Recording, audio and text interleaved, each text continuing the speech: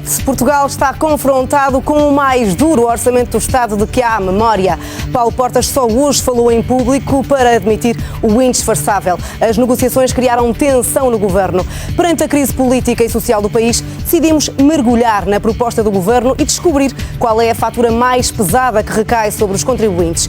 Verificamos então que em 2013 Portugal vai pagar 8.630 milhões de euros só em juros da dívida contraída pelo Estado. É o dobro do esforço pedido com o aumento de impostos para 2013, que será de 4.300 milhões de euros. Mas os juros prefazem uma fatura ainda maior do que o total das despesas que vão ser feitas pelo Ministério que mais gasta no país, o da Saúde. Tem uma verba de 8.507 milhões de euros. Assim sendo, no ano que vem, cada português vai pagar 850 euros para a saúde e, imaginem, 863 euros só de juros da dívida do Estado. Esta conta torna-se ainda mais dura e mais real se somarmos à fatura de 2013 aquilo que já pagamos só de juros desde o início da crise. Ao todo são 23.292 milhões de euros, o que significa que em apenas 2 anos os juros custam a cada português nada mais, nada menos do que 2.329 euros. É o preço da nossa dívida. Enquanto o Passos Coelho garante que há uma margem muito estreita para alterar o orçamento do Estado, Paulo Portas diz que o vota solidariamente para evitar uma crise. Vão crescendo as vozes que defendem uma renegociação da dívida, como Luís Amado e Miguel Cadilho, ou até uma retificação das metas com a Troika, como sugere o vice-presidente do CDS, Nuno Melo. Deve ou não Portugal mudar de rumo? Decidimos expandir horizontes e viajar até à Islândia. Um pequeno país de 320 mil habitantes que não pertence à União Europeia tornou-se no primeiro a ter pedido ajuda externa ao FMI na sequência da crise financeira de 2008. Confrontados com a falência dos 3 maiores bancos do país, os islandeses recusaram-se a pagar os depósitos dos credores ingleses e holandeses. Em referendo disseram literalmente não a uma fatura de 100 euros por mês que seria paga individualmente durante 15 anos. 4 anos depois do colapso financeiro, a Islândia está a crescer a um ritmo de 2,5% ao ano. It's oh so quiet. Shh, shh. It's oh so still. Shh, shh. You're all alone. Shh, shh. And so peaceful until you fall in love. Simple, the sky up above. Simple is caving in. 4 anos depois, parece quase impossível que uma sociedade tão organizada e tão calma como a islandesa tenha feito cair um governo. O colapso financeiro da Islândia, o maior da história, deixou o povo islandês tão perplexo que de outubro a janeiro de 2009, todos os fins de semana, milhares de pessoas reuniam-se em frente ao Parlamento para protestar.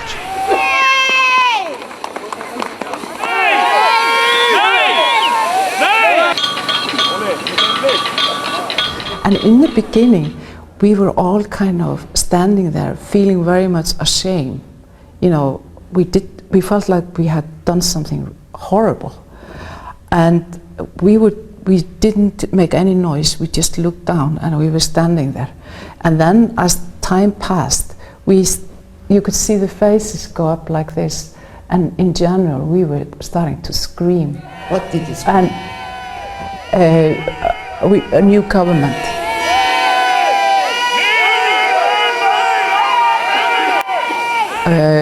Incompetent government, new government. And also I told the people at citizens' meetings, which we also organized to inform the people about financial crisis. I told them about Argentina. And I told in Argentina, they didn't scream at the protest meetings, they used pots and pans. And maybe that's a good way for Icelanders, who are all usually quite quiet. It was your idea? Yeah, it was my idea.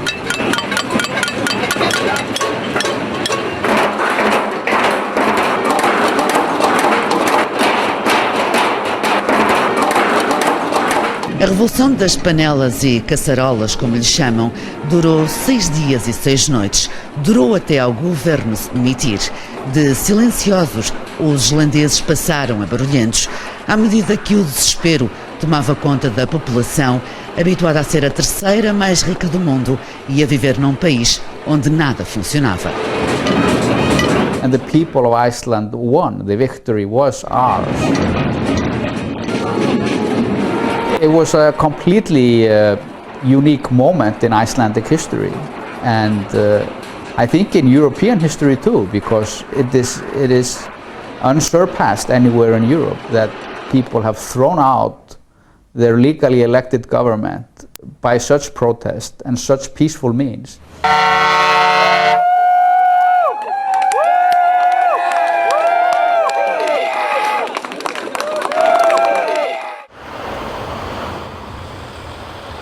A sociedade islandesa, por vezes, faz lembrar um iceberg. É muito fria, calculista.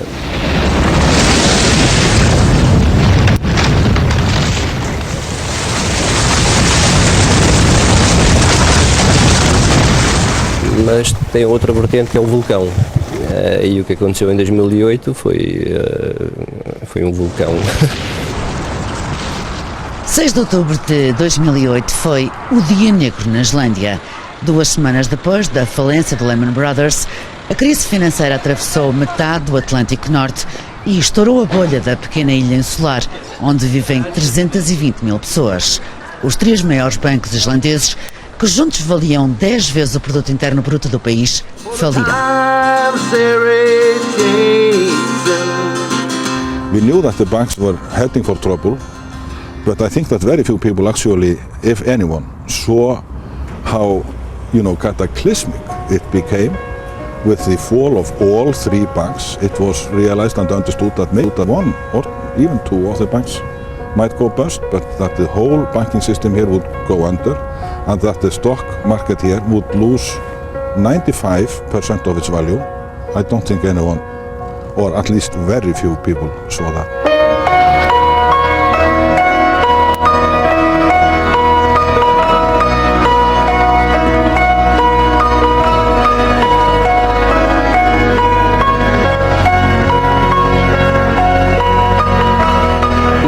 We got our daily portion through the media of how extremely well the economy was doing. All our banks were getting rated AAA by foreign ratings offices. So, we felt quite confident that everything was normal. Siggy é uma das muitas vítimas do colapso islandês. Depois do boom económico dos anos 80 no país, a economia cresceu a par da facilidade de crédito.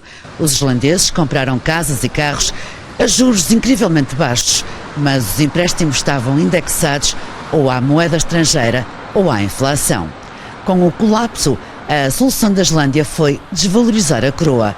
Os preços subiram, os salários perderam valor, os empréstimos atingiram máximos históricos.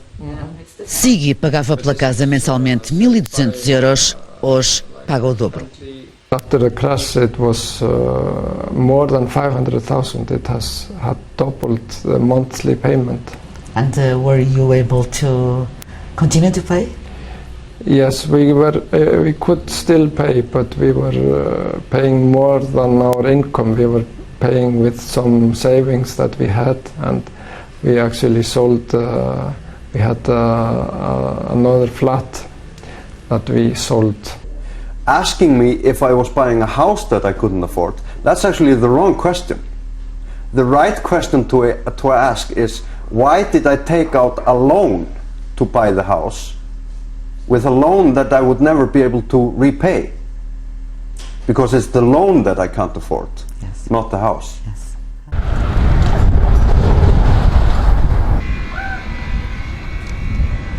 O silêncio num bairro dos arredores da capital é constrangedor. Imagem da recessão profunda que a Islândia mergulhou depois do colapso financeiro. Mais de 30 mil famílias estão em dificuldades para pagar a casa e as que estão em construção ficaram para trás. A construção civil, motor da economia, simplesmente parou milhares de trabalhadores ficaram no desemprego. I'm scared. Sturla tinha uma empresa de construção civil. Está desempregado desde 2008. Ocupa os dias numa fábrica de alumínio de um amigo a ler as leis para ajudar quem está como ele. And today we can say, kind of stuck. I cannot do anything, and my monthly income for my family, we can say that was around 5,000 euros. But today it's less than 1,000. So you see, it's quite tough. A bancarrota de 63 mil milhões de euros levou o governo islandês a medidas de emergência. Os 3 maiores bancos foram nacionalizados. O país entrou em recessão profunda. A coroa perdeu 80% do valor face ao euro. A taxa de desemprego subiu para os 9%. Muitos islandeses emigraram. O governo foi obrigado a pedir ajuda ao FMI e a viver de empréstimos da China e da Polónia. Afundado na recessão económica, o povo islandês voltou por várias vezes entre os anos de 2008 e 2010 à porta do Parlamento com o barulho dos tachos. O momento mais significativo foi quando foi aqui aprovada a lei do Icesave. Significava uma pesada fatura para os contribuintes.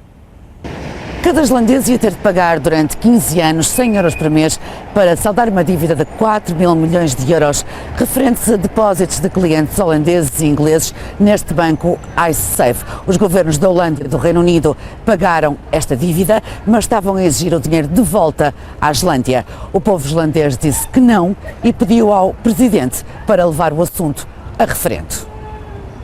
Would have made us, in my view, bankrupt as a nation. I mean, the agreement was incredible. I mean, the Brits and the Dutch, they could take over our embassies in their countries. I mean, we just kind of gave away everything.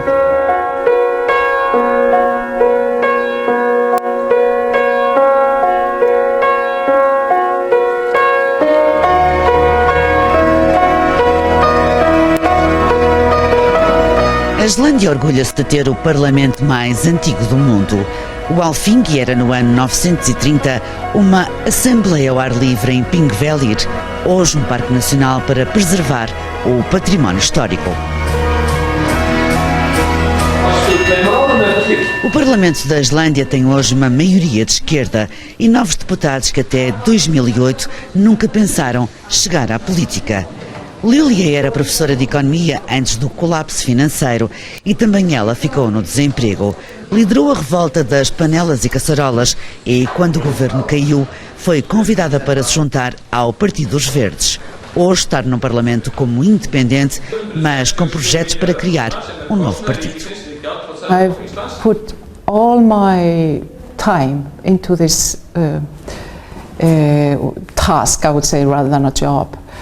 And so little has come out of it in terms of legislation. Do you want to be the next Prime Minister of Iceland?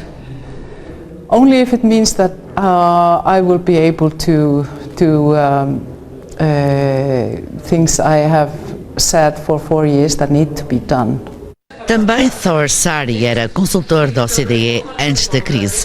Fundou o partido Movimento, que elegeu 4 deputados. Thor foi um dos grandes entusiastas da ideia de pôr o povo islandês a reescrever a Constituição. None of us had any aspirations of becoming politicians at all, and not me either. But we felt that it was somehow our duty to advocate these ideas and see what could be done. Can we really become agents of change? And did you do it? In the end, we did. We said, okay, we'll go and try, but we'll do it on our terms. We're going to be a hit and run party. Os islandeses vão amanhã votar em referendo a proposta para uma nova Constituição. Só que desta vez a revisão não sai do Parlamento, mas sim do povo. Numa tentativa de tornar a democracia mais participada, foram escolhidos pelos eleitores 25 pessoas que trabalharam o novo texto. People from the academia, there are farmers from the north, there's You know, there's all kinds of people from different backgrounds. I can point out at least one sentence that I proposed. It is totally phrased the way I proposed. And which is? It's a sentence about immigrants. It was a couple of things I just want to add to the old one. If people don't respect it, it should go to jail for 20 years.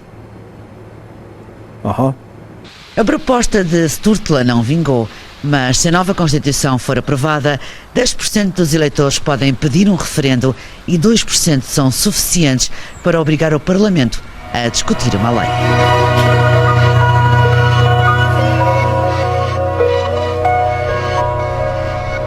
A Islândia julgou os banqueiros e o ex-primeiro-ministro do colapso à recuperação.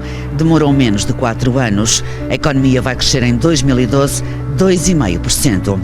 A desvalorização da coroa fez crescer as exportações do alumínio e da pesca e o desemprego, que chegou aos 12%, baixou para os 5%. A proteção social manteve-se quase intacta, apesar do FMI ter imposto controle orçamental. Também o turismo disparou num país com preços mais acessíveis. No balanço do Programa de Ajustamento, o Fundo Monetário Internacional destaca uma decisão para o segredo do sucesso do país: impor as perdas aos credores dos bancos que faliram, em vez de sobrecarregar os contribuintes. There is a very simple reason for that. That is because the debts of the banks were so enormous that there was no question of the Icelandic treasury being able to, back these debts. When you have bank debts to the tune of 8 to 10 times national product, it's not physically, there is a physical impossibility. O crescimento da Islândia está a ser impulsionado pelo investimento e consumo privado. No mercado de Reykjavik, 2 kg de batatas custam 1000 croas, pouco mais de 6 euros. Também aqui os preços subiram nos últimos 3 anos, mas os vendedores não se queixam. Didn't hit me so hard, so I didn't have any loans, so for me it doesn't matter. It raised up to 50% more after the kreppa, because we are selling cheap fish and so on. So the kreppa was very good for me. Por tudo isto, continuam a chegar portugueses que querem trabalhar no país. Já foram mais de 1000, hoje sobram 500, quase todos trabalhadores qualificados como o Pedro, engenheiro de sistemas, que chegou em 2006, mas nem o colapso o fez partir. A vida pacata que se tem aqui, muito relaxada, as condições sociais que funcionam, tudo o que é departamentos de Estado, hospitais, correios, tudo funciona. De facto, o nível salarial na Islândia é muito superior a Portugal. Os islandeses chamam ao 6 de outubro de 2008, o dia em que a bolha estourou, o 11 de setembro da ilha. Nessa noite, o primeiro-ministro fez uma comunicação ao país e terminou com uma frase que ficou célebre. Foi um simples God bless Iceland, mas bastou para todos compreenderem que nada na Islândia voltaria a ser igual. The wealth in Iceland for the whole nation could be almost extreme. If you're trying to decide, is this a place where I think it would be good to live or not? It's a very good place to live. Once we have a new constitution, yes, God did bless Iceland. I'm not a religious person. We managed to get it through with a lot of work, but we'll be there, and we'll be in a new place where we have means for direct democracy that are, I think, unsurpassed in any other country in the world. It's nice and quiet, shh, shh, but soon again, shh, starts another big riot.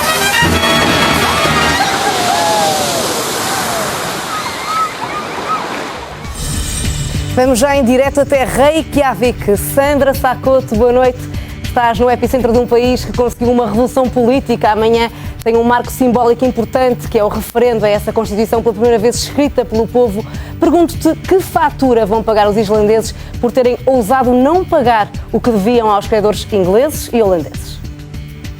Bom, a fatura para já não a pagaram, mas eu diria que mais tarde ou mais cedo se calhar vão ter de que a pagar. Para explicar de uma maneira muito simples, o que aconteceu foi que depois do colapso financeiro o governo islandês só se responsabilizou ao nacionalizar os bancos pelos depósitos das nacionais e, portanto, não pagou os depósitos dos holandeses e dos britânicos neste banco que se chama iSave e que oferecia juros incríveis na Holanda e no Reino Unido. Os governos da Holanda e do Reino Unido foram obrigados a pagar estes empréstimos e depois, claro, cobraram esta fatura ao governo islandês. O governo islandês esteve até por 2 semanas numa lista de terroristas, o país esteve numa lista de terroristas e durante essas 2 semanas os islandeses que saíram do país com cartão de crédito, por exemplo, não conseguiram pagar nada. Depois, este novo governo, já eleito depois do colapso financeiro, aprovou então essa lei iSave, que determinava que cada islandês ia ter que pagar durante 15 anos 100 euros a 5% de juros. Os islandeses fizeram uma grande pressão popular junto do Presidente. O Presidente marcou um referendo. A lei iSave foi reprovada pelo povo, voltou ao Parlamento. O Parlamento suavizou este pagamento desta dívida à Holanda e ao Reino Unido, mas o povo voltou a dizer que não num segundo referendo. Quando eu digo que esta dívida não foi paga, mas provavelmente vai ter que ser paga mais à frente, é porque há um problema. A Islândia quer fazer parte da União Europeia e a Holanda e o Reino Unido já disseram que não aceitam a Islândia na União Europeia se esta fatura não for paga. Sandra Sacoto, já voltamos à conversa. Agora, momento para avançarmos para uma entrevista exclusiva concedida por esta equipa do 6 às 9 ao ex-primeiro-ministro da Islândia. Ora, Gerarda foi o primeiro e único político que se sentou no banco dos réus acusado de 6 crimes relacionados com a gestão da crise. Foi ilibada em quase todos, mas não escapou a uma responsabilização judicial por ter omitido informação ao governo sobre o impacto real do colapso financeiro. Ao 6 às 9, Gerarda assume ter tido responsabilidade na crise, mas confessa sentir vergonha do Parlamento do seu país, o primeiro, segundo ele, a ter conduzido um julgamento político em pleno século XXI. Mr. Arde, don't you feel responsible about what happened in Iceland in 2008? A lot of people are responsible for what happened in the banking crisis, including politicians like myself, including the supervisory authorities, including the accountants who signed off on the results of the banks, the operating results, including the international rating agencies who gave these banks very high credit ratings, and so on and so forth. We have a report which came out in 2010 analyzing these events, a very thick report, a lot of work. And the main conclusion of this report is that the activities of the bankers themselves was the main reason for what happened. But you knew that your banks had 10 times of the GDP. Don't you thought at that time that something could have been wrong?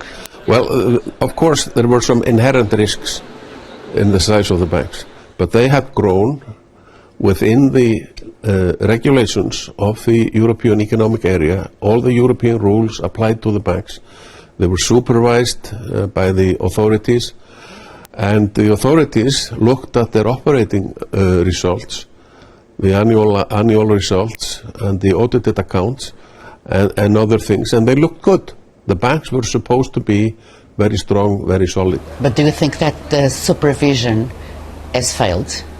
Supervision was not good enough, that's clear. But that's not just the Icelandic authorities, because they were operating on the basis of the European rules.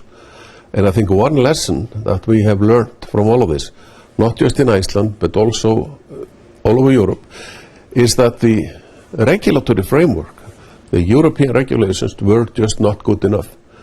Do you think we can compare Iceland to Portugal? We are not members of the European Union, and we're therefore not members of the Eurozone.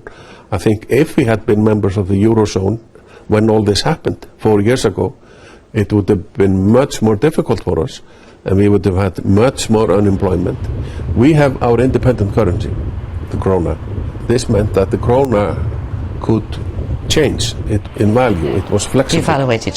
It devalued, and in so doing, it gave our export industries a competitive advantage, a competitive edge, which has turned their operating conditions around.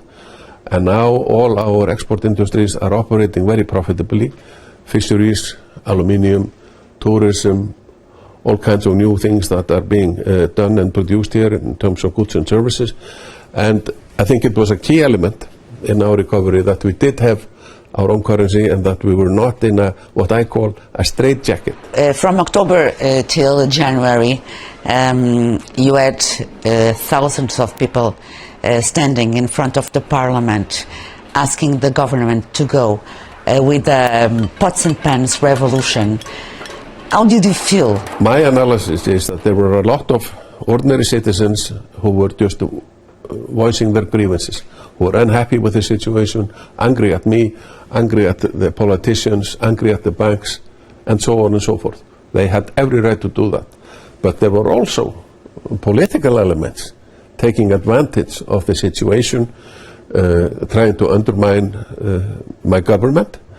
And unfortunately, there were also some criminal elements in there who were just trying to attack the police. People who had been in jail and wanted to get that particular policeman and so on and so forth. This is a long story. But you felt the pressure. Of course. It's very unusual here. Yes, it is. You know, and I had to have bodyguards for some time, for a while, which is you normally don't have here. I have been a cabinet minister for 11 years. I never had any protection. We don't need it in Iceland, but for a while during this period the chief of police decided, and it was the assessment of the police that this was necessary. And it has also happened since, not just me. The government, current government has had to have protection on certain at certain times. Why did you step down? Well, my government did not have the majority in parliament anymore because our coalition partner, we had two parties in coalition, wanted to leave. They wanted to leave the cabinet and form a government with somebody else on the left. And of course, in a democracy, you have to accept that. You go by the parliamentary rules. I was very disappointed because I thought we could have done more and better. You wanted to stay in the government? Yes. You wanted to be the prime minister? I would have wanted to stay until we had the elections, which I had already proposed should be held in May, during the month of May. And this was in January. As it happened, the elections took place in April, but I had left already. And I should also, it's also relevant here that I had developed a personal problem because I developed cancer in the esophagus, which is now cured, but it also contributed to my stepping down, which is why I stepped aside personally, but my party could have continued. 2 years later, you were put in court. I was never afraid of explaining my case, not in court, not in anywhere else. But it was a political trial, which is something that you should not have in the 21st century. If a politician makes mistakes or takes decisions that are unpopular, he should be punished in elections or in the parliament itself, but not in a court. If a politician breaks the law in terms of committing a crime, then he should be taken to court. That's obvious. Political trials are a thing of the past in most countries and should not take place in an advanced democracy like ours. But in any event, the parliament decided to do this on a purely political basis, picked one person out of 4 people who it was suggested should be tried, and but there was no investigation. I was never asked, you know, what I felt about the charges, and there were a number of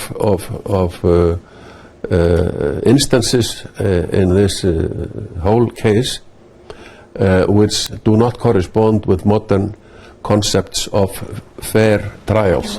But you were the first politician yes. Taken to court. Mm-hmm. I won the case. You know, there were 6 counts in the indictment. 2 of them were thrown out of court and dismissed because they did not meet the requirements of the court. There were 4 left. 3 of them had something to do with the banking crisis, and I was found not guilty of all those. And there was 1 left, a minor charge, a formalistic charge, where I was found guilty, but with no punishment and with the government covering all my legal costs. May I ask you, what did you feel when you heard the word guilty in court? I thought it was terribly unfair because it was based on a completely new interpretation of the Constitution, which was completely different to the way I had run cabinet meetings. It had to do with the agenda on cabinet meetings.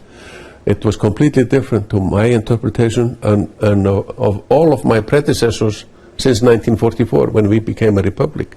So I thought it was unfair, very strange and unexpected.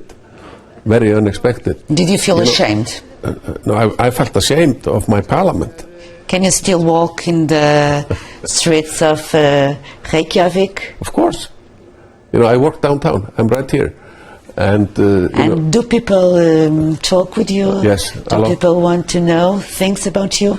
What do they say? I'm a well-known person, I have to say, in this country. And I meet very little but friendship and respect from people. You know, I was in politics for a long time. Everybody knows that I did my best in the crisis. Everybody knows that I'm not a criminal, even though some people have tried to portray me as a crook. I'm not.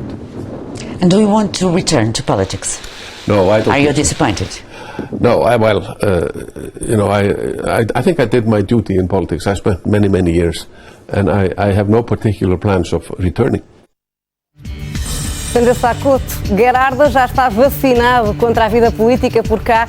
Temos muitos políticos que também já fizeram o mesmo, que arrumaram as malas. Mas, para além dessa semelhança, pergunto-te, os islandeses em geral tiveram a vantagem de poderem desvalorizar a moeda, mas em geral hoje vivem melhor 4 anos depois. Como é que comparamos a vida aí na Islândia com a portuguesa em termos de impostos, ordenado mínimo, médio? Que impressão tens neste momento? É curioso porque os islandeses comparam-se muito a Portugal e à Irlanda, talvez por serem pequenos países da União Europeia, mas de facto há pouco em que se possa comparar, pelo menos a Islândia e Portugal. O custo de vida é naturalmente muito superior aqui na Islândia, também porque os salários são muito superiores. O salário mínimo, por exemplo, está na ordem dos 1.300 euros, mas um trabalho qualificado aqui é pago pelo menos com 7.000 euros. Paga-se bastantes impostos aqui na Irlanda, tal como nos países nórdicos. Paga-se uma média de 44% de impostos sobre os rendimentos, mas também é verdade que o povo islandês tem a educação gratuita, tem os hospitais gratuitos, uma energia que é muito barata e, por exemplo, em relação ao subsídio de desemprego, ele dura durante 3 anos, é pago pelo Estado durante 3 anos, mas depois, ao fim destes 3 anos, são os serviços municipais que pagam o subsídio de desemprego para toda a vida, se assim for preciso. É óbvio que é um subsídio mais baixo, mais inferior, mas de facto, por exemplo, nas ruas de Reykjavik, é quase impossível ver um pedinte porque as pessoas têm meios de subsistência. Em relação ao custo de vida, é tudo muito diferente. Na verdade, só há algo em que nos podemos comparar, que é em relação ao preço da gasolina e do gasóleo, que é muito parecido com Portugal. De resto, é tudo muito diferente. Uma refeição num restaurante médio não custa menos de 25 a 30 euros. Um café, para as pessoas perceberem, custa pelo menos 13 euros. Há aqueles produtos essenciais em que os preços se aproximam mais com Portugal, principalmente se forem nacionais, porque a Islândia é muito protecionista em relação às suas importações. Por exemplo, podemos encontrar num supermercado 1 litro de leite mais ou menos a custar 1 euro. Uma excelente comparação para o que vamos ver a seguir. Sandra Sá Couto em direto de Reykjavik, até porque em Portugal os preços de leite oscilam mais ou menos entre os 50 cêntimos e quase 1 euro por litro. Já vamos ver se vale ou não a pena, em tempos de crise, comprar leite de marca. Para já, damos um pulo até Nova Iorque para lhe mostrar o que ainda vai ver mais à frente neste Sexta às 9.